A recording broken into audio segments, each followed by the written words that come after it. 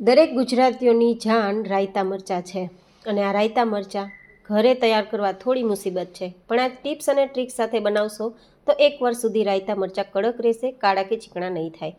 તો જેમના માટે મેં 350 ગ્રામ બંને મિક્સમાં મરચાં લીધા છે, લાલ અને લીલા. તમે કોઈ એક પણ પ્રકારના લઈ શકો. બસ પહેલી ટિપ્સ ધ્યાનમાં રાખવાની કે મરચાં થોડા કડક અને ફ્રેશ હોય. તેની દાંડી છે ને તે સુકાઈ ગયેલી ના હોવી જોઈએ, પણ ફ્રેશ હોવી જોઈએ. જો તે ફ્રેશ હશે અને થોડા કડક હશે તો લાંબા સમય સુધી મરચાં કડક રહેશે, કાળા કે ચીકણા નહીં થાય.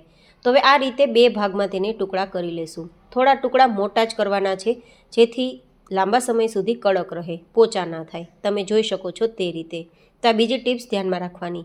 હવે અહીંયા આપણે જે ટુકડા કર્યા છે તેમાં 2 નંગ લીંબુનો રસ, લગભગ 4 થી 5 મોટી ચમચી થાય ને તેટલો લીંબુનો રસ છે.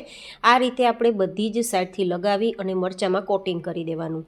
અને પછી મરચાંને 30 મિનિટ માટે ઢાંકીને રાખી દેવાના, જેથી તેમાં લીંબુ ચડી જશે અને મરચાં લાંબા સમય સુધી કડક રહેશે અને ખરાબ કે ચીકણા કે કાળા નહીં થાય.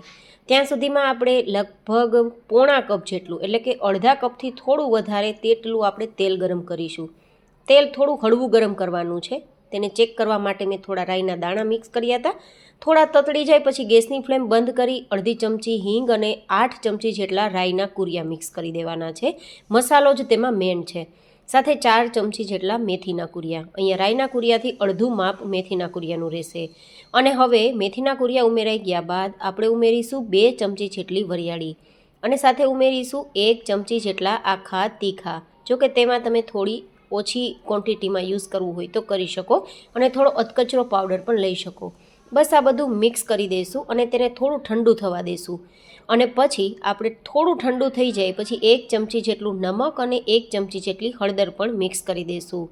30 મિનિટ પછી આપણા મરચાંમાં એકદમ સરસ લીંબુ ચડી ગયું છે. તો હવે આ તૈયાર કરેલો મસાલો આમાં મિક્સ કરી દઈશું અને પછી એક કાચની જાર બોટલ હોય, એકદમ એરટાઈટ હોય, ચોખ્ખી હોય, બિલકુલ ખરાબ સ્મેલ ના આવતી હોય, તેમાં તમે દબાવીને મરચાંને ભરી શકો છો અને ફ્રીઝમાં રાખી શકો છો.